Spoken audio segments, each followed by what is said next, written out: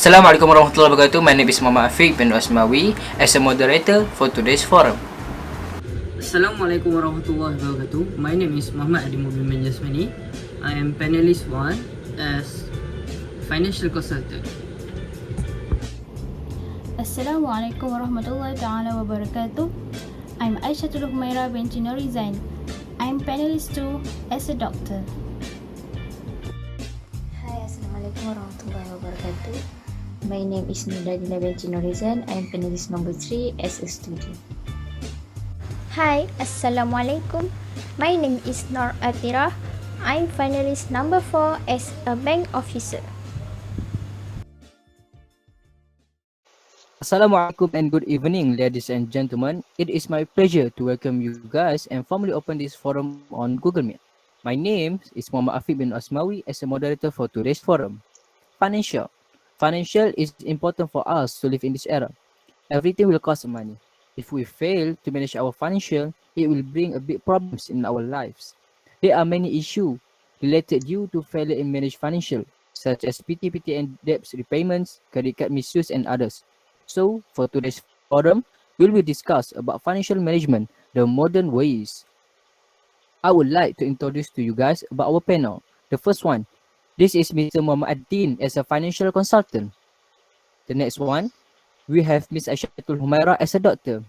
And the third one, we also have Noor Dalila as a student.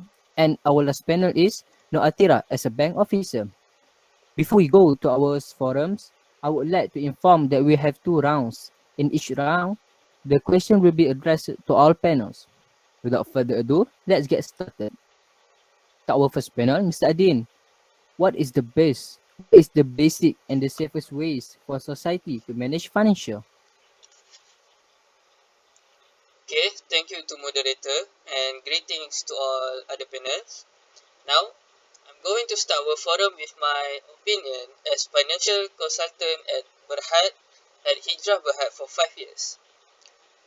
Now, for us to manage finance wisely, we must know the basic as well as the safest ways to manage our finance. There are 3 basic things that I want to emphasize here. First thing first, make sure to identify expenses so that you must reduce unnecessary spending and look for ways to decrease your spending with your utilities. For example, the habit of washing clothes in the lobby, while we can save money just by washing them ourselves. And if you have a home phone as well as a cell phone, decide if you need both. If not, then just pick one of them to use as a daily. If you haven't guessed it yet, your assignment is to identify what expenses you can reduce, then create the plan to follow through with your changes. Routines can be hard habits to break. You will know you have passed this assignment when your bill get a little smaller. The second way is we control or reduce appetite and only eat regular daily foods, especially women, because we all know that women are known as food hunters. For men, they have to stop spending their money on useless things. For instance, purchase something on video game. In order to saving money, we must buy what we only needed. And lastly, we must adopt a diligent attitude of saving. We can make it by saving on 5 ringgit every week. This is the hardest thing to do because it needs self-restraints from using your own money from spending it. That's all for me. Thank you. Alright, thank you for Mr. Adin for your answer and suggestion. We all must take these things seriously to manage our financial. Next, I would like to address this question to our second panel, which is Dr. Humaira. Many of patients doesn't have enough money to pay their medical fees. So what are your suggestions?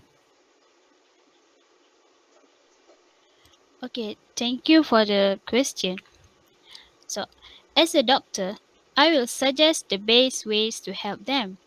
There are 3 ways that I recommended. Firstly, what you need to do, ask for a prompt pay discount. I know Not everyone can pay medical fee in advance. Nowadays, it's not an easy to find a job, not easy making money. So back to our discussion. In fact, as a patient, you have the right to negotiate the price of treatment.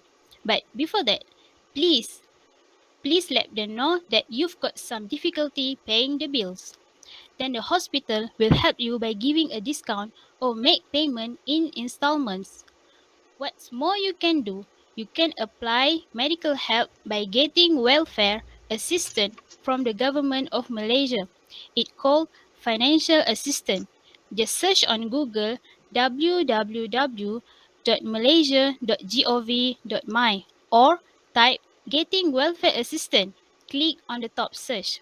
So you can see so many benefits that can help us. Just apply it.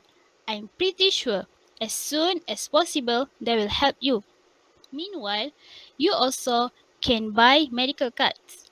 Well, come to think of it, by using this card, they can cover for hospitalization and surgical procedures. But here's some tips I want to share with you. Many patients I've seen before keep saying that medical cards don't pay much. Yeah, it's true. Medical cards don't pay much. They just pay amount under clarification. It means they just pay your medical fees, the price for your treatment only. So the rest you have to pay. This is called amount not covered. So what is this amount? Amount not covered like using Wi-Fi internet or others. So before you use your medical card, you need to ask on department billings. Where department billings? You can ask the counter. So when you go to department billings, you need to ask how much insurance pay and how much you need to pay, because many hospital do not tell patient about the procedure. They just proceed it. Okay, that's all from me. Alright, thank you for your suggestion and tips. In order for us to have enough money to pay our medical fees, we need to manage our financial better. So for the third panel, Miss Dalila, as a student, do you think is it important to students to have their own financial planner? If you do, why? Okay, thank you to our moderator and other panels. Yes, absolutely correct. Students should have their own financial planner because as a student, you can help your parent expenses, especially those who have siblings who are still studying. Thus, you can learn how to be a responsible person, and then you can retrain yourself to be an independent person. For example, you did not expect money from your parents only. Besides that, if you are faced with a difficult of sorry, if you are faced with a difficult or emergency situation for money in future, you still have saving in your account bank so that you can solve the problem without asking for help from others, especially your parents. Automatically, you become an independent person. So, if you are a responsible and independent student, you should have a good financial management. Lastly, I hope all students please highlight what I told you before. Okay, I think that's all from me. I hand it back to a moderator. Thank you. Alright, thank you for your explanation. So it's true that it is important for students to have their own financial planner. Alright, Miss Athirah, as a panel 4, I want to ask you what are the wrong things or common things that people do to manage their financial? Thank you for the questions. Here, we take a look at some of the most common financial mistakes that often lead people to major economic hardship. Even if you're already facing financial difficulties, steering clear of this mistake could be the key to survival. Firstly, never-ending payments. Ask yourself if you really need items that keep you paying every month, year after year. Things like cable television, music service, or fancy gym memberships can force you to pay unceasingly but leave you owning nothing. When money is tight or you just want to save more, creating a leaner lifestyle can go a long way to fattening your saving and cushioning yourself from financial hardship. Then, living on borrowed money. Using credit cards to buy essentials has become somewhat normal. But even if an ever-increasing number of consumers are willing to pay double-digit interest rates on gasoline, groceries, and a host of other items that are gone long before the bill is paid in full, don't be one of them. Credit card interest rate make the price of the charged items a great deal more expensive. Depending on credit also make it more likely that you will spend more than you earn. Thirdly, not having a plan. Your financial future depends on what is going on right now. People spend wait, sorry, countless hours watching TV or scrolling through their social media feeds. But setting aside 2 hours a week for their financials is out of the questions. You need to know where you are going. Make spending some time planning your finance as priority. Thank you. All right, thank you for your answer, Miss Athirah. Now we already finished for our first round. Without further ado, let's get started to our second round. Mr. Adin, in our country, the Chinese are dominant in financial, economic, business, and online marketing. So, what are the differences between Chinese ethics and Malay's ethics in financial? Thanks again to the moderator for an interesting question. Indeed, in our country, Chinese people are dominant in financial, economic, business, and online marketing. It is because they see this as an opportunity to bring themselves live like other Chinese in China. China is a developed country with a low poverty rate.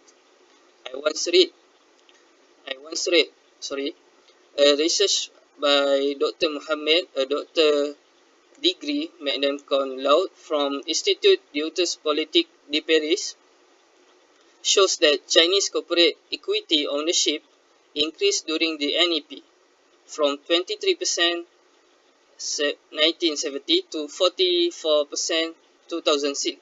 The Chinese control 70% of commercial assets, including factories and business building in the country, and 59% of company on Bursa Malaysia. He proved that the policy of eradicating poverty implemented by the government benefit all races. Even the reduction in poverty was the most significant among the Chinese, from 26% 1970 to 5.4% 1990.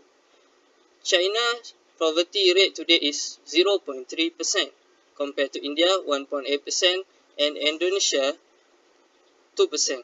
This means that Chinese is eager to have a stabilized life and not being poor permanently.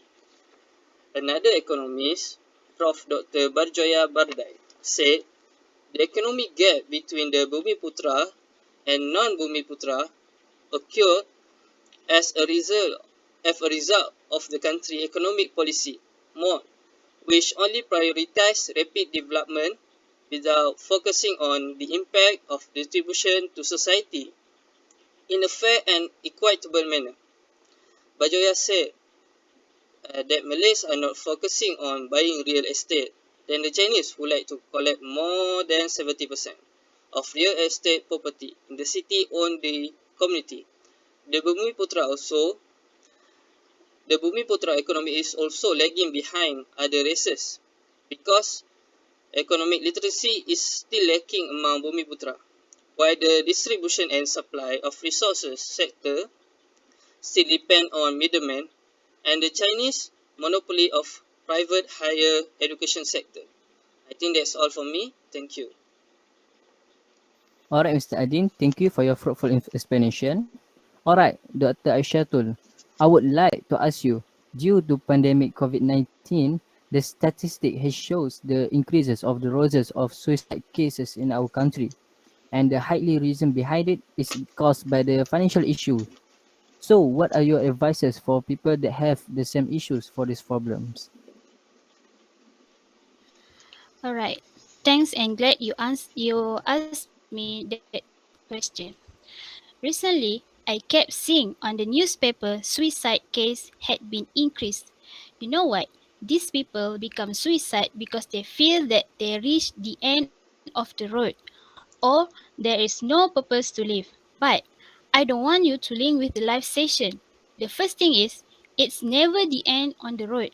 Allah subhanahu wa ta'ala has promised you that there will be that daybreak. You know, things began to get better. But Allah subhanahu wa ta'ala will test you up to the limit. So turn to Allah, praise Him, read the Quran and remember of Allah. Fulfill your salah, fall in love with Allah, help those who are worse conditioned than you are. What's more is, the truth is most people don't really want to end their life. They just want to end the pain, and there's a big difference between those two. You don't have to die to end your pain. Now, I understand that when you feel totally overwhelmed by your pain and your problems on by situations that you can't see any way out of, that ending your life might appear to be the best solution, but it is not. It's truly not. Now, let me give you some simple steps. You need to realize that no emotion, whether good or bad, higher, low, happier, sad, no emotion can last forever. Emotions are like waves. They come in our life and they crash, but then they dissipate and they go away. Besides, never make a major decision when you're depressed. Instead, share what you're feeling with another person so they can bear that pain with you. Moreover, never try to face suicidal feelings by yourself. You're not meant to handle them alone. It's very important that first, remove anything around you that will make it easy for you to take your life impulsively. Because people make decisions impulsively that have eternal consequences. Now, let me say a word to those of you who may have a parent no, when you have a friend or coworker or family member, a loved one who's struggling with suicidal thoughts, let me give you some suggestion. First, if somebody around you talks about wanting to die, or more specifically, wanting to take their own life, take this very seriously. Do not treat it as a joke. Do not brush it off. And exaggeration or is a bit for attention or call them a drama queen. Better safe than sorry. Take it always seriously. In this pandemic, we've got to remove the stigma of depression. It's not seen to be sick. Lastly, I hope everybody will have a good life and have a good healthy. Thank you. Alright, thank you, Dr. Aishatul, for your advice. So, for people out there, you guys really need to listen to this advice to curb yourself, to refrain yourself from doing such a negative thing in your life. Alright, so Miss Dalila, I have a question for you. Nowadays, there are a lot of online shopping applications such as Shopee, Lazada. So, how you refrain yourself from shopping things as a student to manage your financial? Okay, thank you to our moderator for the question. Yes, like you said, nowadays we have many platforms for online shopping like Shopee, GoShop, Lazada and others. So, what can you do to refrain yourself from shopping non-necessities? Okay, firstly, as a student, you must to remind yourself to be a responsible and thinking rational. You can spend or waste your money, follow your desire. Secondly, you should to see your budget. Beside that, you must to know the difference between what you need and want. You must to avoid yourself from from deficit budget. Then you must to stay away from your friend, those who like to be an extravagance and always shopping and waste their money every day. Because Allah Subhanahu wa Ta'ala explained in Surah Al-A'raf, أعوذ بالله من الشيطان الرجيم بسم الله الرحمن الرحيم وكلوا واشربوا ولا تسرفوا إنه لا يحب المسرفين صدق الله العظيم. It means eat and drink and do not waste. He does not love the wasteful. So that's why we are forbidden to be wasteful. Besides that, those who are extravagant are the brothers of the devil.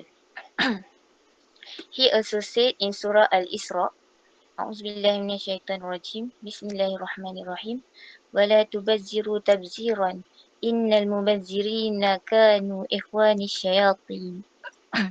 The meaning of the verse is, surely the squanderers are the brothers of the shaitan, and shaitan is very ungrateful to his Lord. The conclusion is, you should choose your friend wisely, and you can take note what Allah saying in Quran. I hope you can be a best student who practice the verse sentences of the Quran. I think this is enough from me. I hand it back to the moderator. Alright, thank you, Miss Dalila. The tips you have given is really on point because I think myself as student that what you are saying is really related for me. Alright, without wasting our time, we will go to our final panel and our last question. Miss Athirah, in Islamic views, it is important for us to not become wasteful. So, is there any ways to manage financial in Islamic view? Thank you for our moderators. Firstly, be a responsible Muslim. Narrate Abdullah bin Umar radiallahu anhu. The Prophet said, which means every one of you is a guardian and every one of you is responsible for his wife. From the hadith above, the Prophet Muhammad is commanding us to hold responsible for anything that is under our watch. As a responsible Muslim, our role is to ensure that money is wisely used for beneficial purpose that will add value to his state. By being responsible, we can fully utilize our money and give a comfortable life to our family. In addition, we can expand our hand by giving contributions to those that are in need of financial assistance. Secondly, avoid waste and overspending. The Prophet Muhammad had explicitly mentioned Allah's dislike towards the wasting of wealth. It is for the fact that wealth is being put to good use can greatly help the growth of the community. Now still, with the exposure that we have through social media and e-marketing, tempts us to spend unnecessarily. Every day, we are fed with the latest sales and the trendiest items, making us believe that it is a need for us to get hold of the item. It is not wrong for us to occasionally keep up with the trends. However, it is good to ensure that we do not go beyond our budget or risk wasting our money on unnecessary items. Lastly, be thankful for what you have. We are widely exposed to the latest trends of items that may entice us to buy or change to newer models of our gadgets or vehicles even if the existing one is still functional effectively. This may lead us to spend on what we want and not what we need. As Muslims, we need to be more mindful and cautious of our actions. Before you feel or assume that you might lack anything, look at your surroundings, look at the less fortunate and reflect upon it with what you already have. Perhaps this will allow us to be more grateful and even better. We are practicing what has been taught by Islam. And it said that the base of knowledge is the knowledge that is being practiced. In summary, having proper financial management is crucial for every Muslim. It should not be taken for granted or underestimated. Manage your finance and aim to be a financial strong Muslim. For this, for this will give you the means to help anyone in need of financial assistance. Thank you. Alright, thank you, Miss Athirah, for your answer and great explanation. To sum up the whole discussion in today's forum, financial management is really important for us to learn the correct way about how to manage it.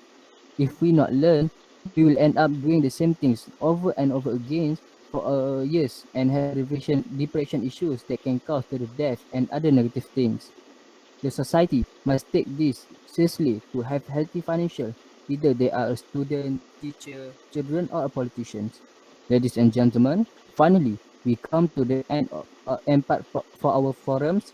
We would like to say thanks again to panels for the informative and interesting talk and to audience for active participation. Hopefully, the forum will be beneficial for everybody. Thank you for your attention. Assalamualaikum warahmatullahi wabarakatuh.